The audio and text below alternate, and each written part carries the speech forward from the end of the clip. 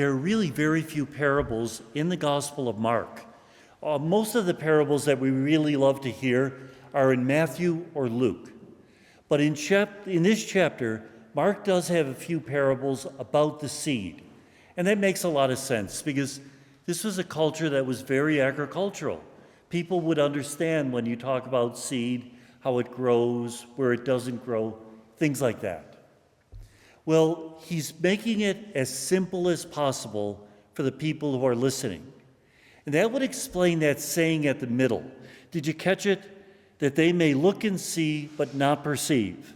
Hear and listen, but not understand. In order that they may not be converted and be forgiven. Isn't that a strange saying? Almost sounds as if Jesus doesn't want them to convert. But that's not what's being said. What he's saying, I'm explaining this in the simplest terms possible.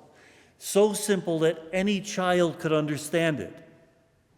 And if they choose not to understand it or believe it, it's their fault. If they choose not to accept it, it's because they won't accept anything. So what is he explaining by this parable? This basically is an explanation of the great commandment.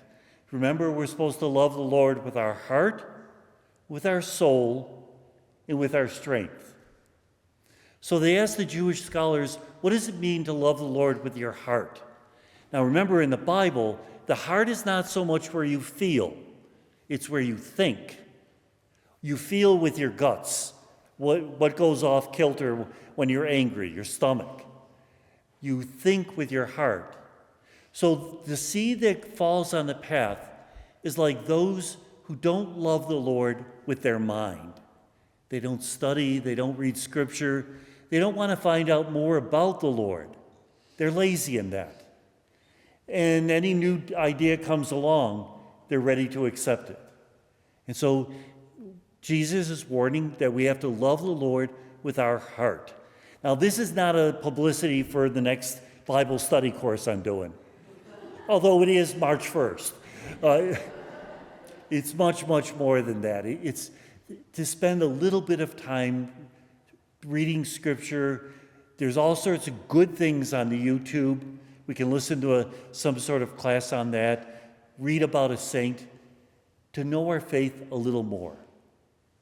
To love the Lord with our heart. They say with our soul. What does it mean to love the Lord with our soul? To love the Lord until they tear the soul right out of your body in times of persecution. We have to be so faithful that we don't waver when the secret police come to arrest us. Now, what are the chances that's going to happen to any of us? Relatively small. But might we be afraid to give witness to our faith if we're talking with our friends and an uneasy topic comes up like protection of the unborn? We might not give witness to what we believe. And if we say that what we believe, are there consequences?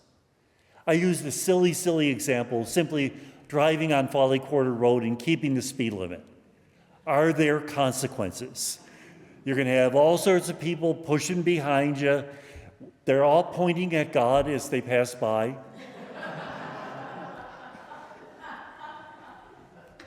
To be a Christian, you're going to have to pay a price. You always do.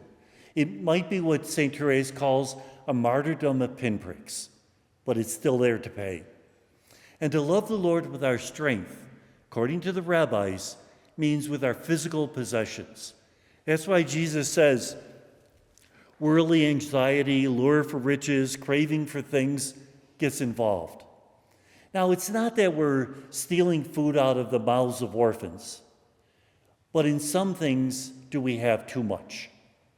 And especially those of us who are getting on in age, isn't it time to simplify? My parents, they moved 3 times in the last 10 years of their life. And each time they moved, they got rid of 2/3 of what they had. And they wanted to simplify it so much that when they passed away, they died in a car accident. When we got to the apartment, there were Tupperware containers for each kid with pictures already sorted out. to not hold on to things so much that it gets in the way of serving each other and serving the Lord. Another example of this is our stupid cell phone. How much time a day do we spend on it? And how much time each day do we waste on it? We talk a lot about fasting. Maybe we should apply fasting to the cell phone. I'll only use it a half hour a day and absolutely no more. They did an interview on the news last week, and they asked eighth graders, how long do you spend on your cell phone each day? And one of the girls said, over 10 hours a day. It becomes very addictive. We think we're reaching out to get people in our life, but when you come down to it, it only makes us lonelier. And at the end of the day, we say to ourselves, how did I waste an entire day with this junk? Now, this can also apply to reality TV. It can apply to swearing. It can apply to gossiping. What have we made the idols of our life? What has gotten in the way? And how can we simplify our life so that we really can love God with our heart, with our soul, and with our strength?